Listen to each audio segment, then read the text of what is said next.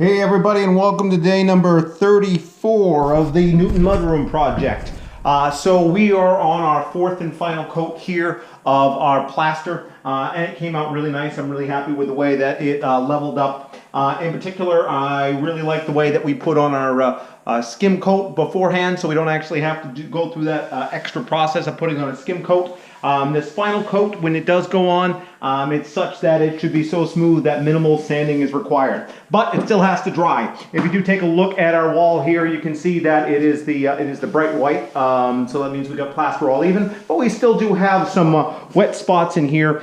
These are the low dips between the different layers of sheetrock that were here. And so those have to dry completely before we even want to consider putting paint on. If you do put paint on before it's completely dry, it's a good chance it's going to peel up a little bit later on. So day number 34, we had that storm yesterday, so that kind of delayed us. That's going to put us into putting on a coat of primer here tomorrow, and we got a 5-gallon bucket of just drywall primer for that. This stuff does soak up a lot of paint when you do put it on for the first time. That's why it's a lot better to put on an inexpensive primer versus your finished paint. So that's it.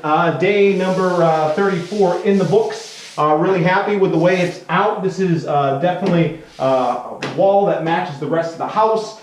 Even though that is a full plaster coat on the rest of the house, this skim coat, once we get some paint on it, is going to hold up really well, and it's going to do a lot better when they want to tack in some picture hangers or things like that. It's not going to shatter. So thanks for checking in. If you got any questions, please ask. Otherwise, tomorrow, as I said, it's going to be a painting day. We're going to get the primer coat in here, and then once we do that, that's it. Now we're really rushing to the finish line here, because that eats up all of our dust, and then once our dust is gone and our paint is in, then we do our trim, and then we pull up the floor. Now we still do have to do plaster coat and paint on this side over here.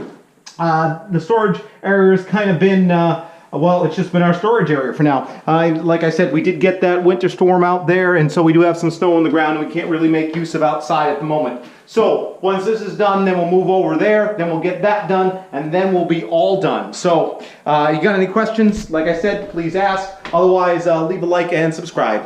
See you all tomorrow.